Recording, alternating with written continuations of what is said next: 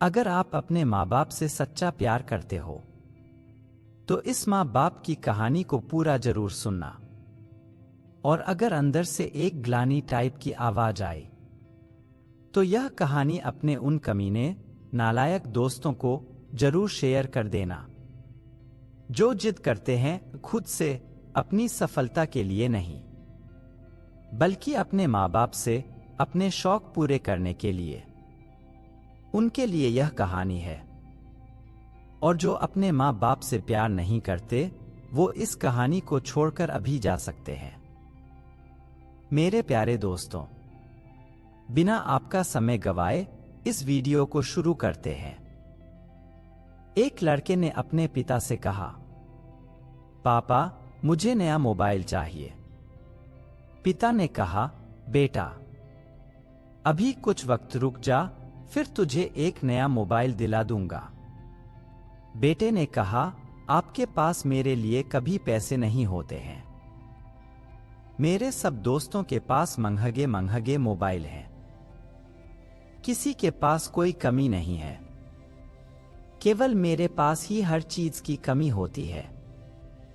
जब हमारे शौक पूरे करने की औकात नहीं थी तो मुझे पैदा ही क्यों किया था? जब आप मेरी जरूरत पूरी कर ही नहीं सकते तो क्या मतलब इस घर में रुकने का? मैं घर छोड़कर जा रहा हूं। बेटा रुक जा, मेरी बात तो सुन, हम तुझे दिला देंगे। माता और पिता ने बेटे को रोकने और समझाने की काफी कोशिश की, लेकिन वो नहीं रुका। गुस्से में उसने बैग पैक किया और घर से निकल पड़ा। लेकिन घर से निकलते वक्त गलती से उसने अपने पिता की डायरी अपने बैग में डाल ली। पिता की आदत थी कि वह हमेशा डायरी लिखा करते थे और उनकी डायरी को छूने की परमिशन किसी को भी नहीं थी। लड़का घर से काफी दूर आ गया और थक कर बैठ गया।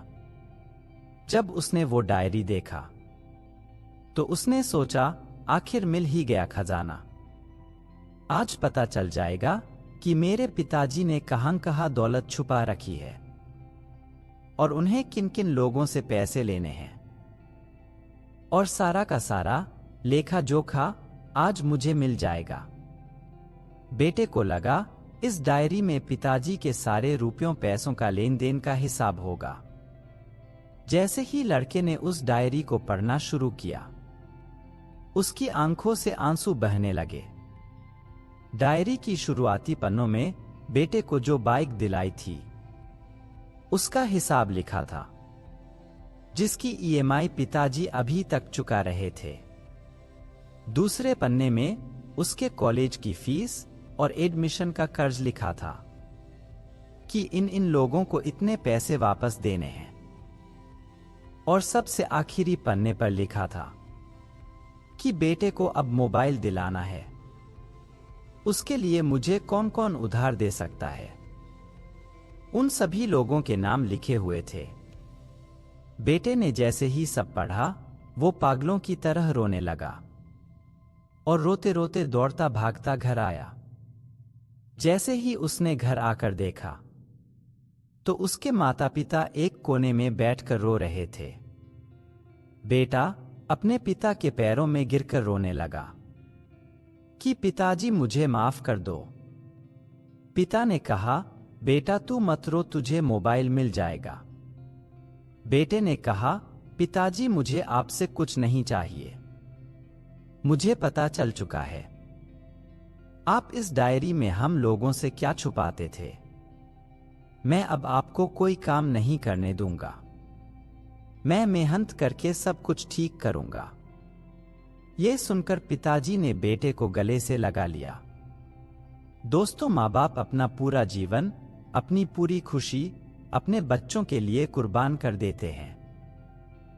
लेकिन कुछ बच्चों को लगता है कि माँ बाप ने उनके लिए कुछ नहीं किया। वह कभी आपको अपनी समस्या नहीं बताते, भले ही वह कितनी ही बड़ी समस्या से गुजर रहे हो। रिश्तेदार भी उन्हें नीचा दिखाते होंगे तो भी वो सह लेते होंगे। लोग भी ताने मारते होंगे, तो भी वो सह लेते होंगे, लेकिन आपसे अपनी समस्या कभी शेयर नहीं करते, क्योंकि वो आपको कभी दुखी नहीं देखना चाहते हैं। अब आपका फर्ज बनता है अपने माँ बाप को अच्छी तरह रखना और उन्हें सुख देना, ताकि वो भी अपने जीवन का बचा हुआ समय सुख में गुजार सके। यदि आप अभी भी नींद में सोए हो तो आप जाग जाइए और अपने शौक पूरे करने पर नहीं, अपना करियर बनाने पर ध्यान दीजिए, क्योंकि अगर आप अपने माँ बाप के रहते कुछ नहीं कर पाए तो बाद में आप सोने का महल भी बना लोगे ना, उसमें भी आपको नींद नहीं आएगी। अपने जीवन में कुछ बेहतर कर लीजिए, ताकि आपके माता पिता को उम्र होने के बाद भी काम ना करना पड़े। अगर कहानी अच्छी लगी तो इसे सभी के साथ शेयर कीजिए, और अगर अभी तक लाइक नहीं किए हैं तो जरूर कीजिए, तथा चैनल को सब्सक्राइब जरूर करें। धन्यवाद।